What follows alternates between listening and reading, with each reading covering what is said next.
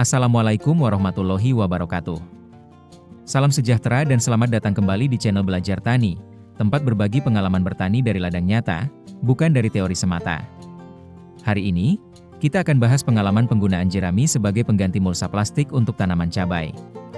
Mari kita lihat bagaimana hasilnya setelah 1 bulan.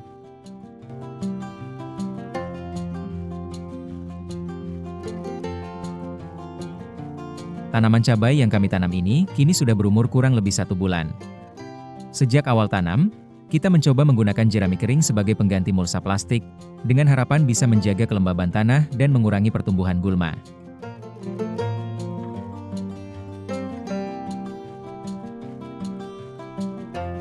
Dan hasilnya cukup menggembirakan.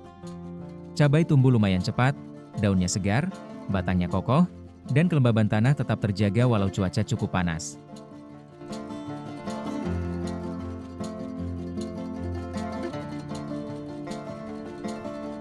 Namun, karena jerami yang tersedia terbatas, tidak semua bagian bedengan tertutup. Di bagian pinggir yang tidak tertutup, gulma masih banyak tumbuh. Ini tentu jadi tambahan pekerjaan, karena kami harus mencabut gulma satu persatu secara manual.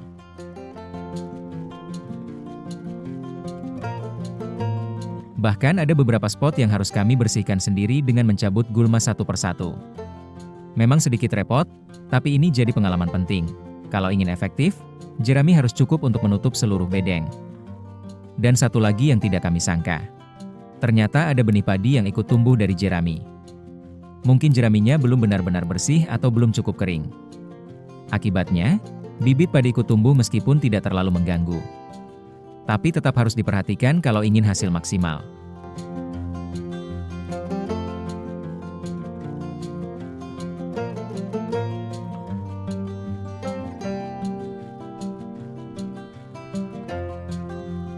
Sementara itu, di bagian yang tertutup jerami, memang hampir tidak ada gulma.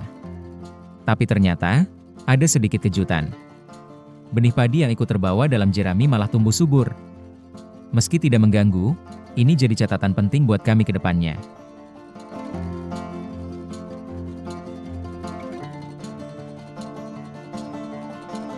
Kalau teman-teman lihat di bagian tengah bedengan ini, jeraminya menutup cukup merata.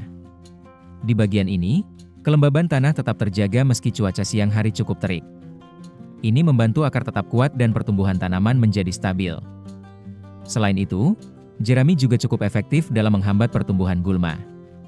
Di area yang tertutup jerami ini, hampir tidak ada rumput liar yang tumbuh. Tanaman cabai pun tidak harus berebut nutrisi dengan tanaman lain. Tapi, tidak semua berjalan mulus. Karena ketersediaan jerami kami terbatas, tidak semua bagian bedeng tertutup sempurna. Di bagian pinggir-pinggir seperti ini, gulma masih tumbuh cukup banyak.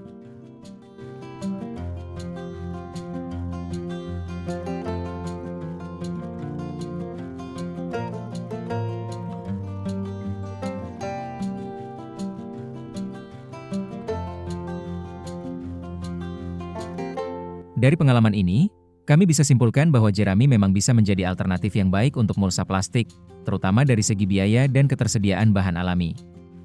Kelebihannya: menjaga kelembaban tanah, menekan pertumbuhan gulma di area yang tertutup, menambah bahan organik ke dalam tanah seiring waktu. Kekurangannya: jika tidak merata, gulma tetap tumbuh. Benih sisa di jerami seperti padi bisa ikut tumbuh. Kurang rapi dibandingkan mulsa plastik.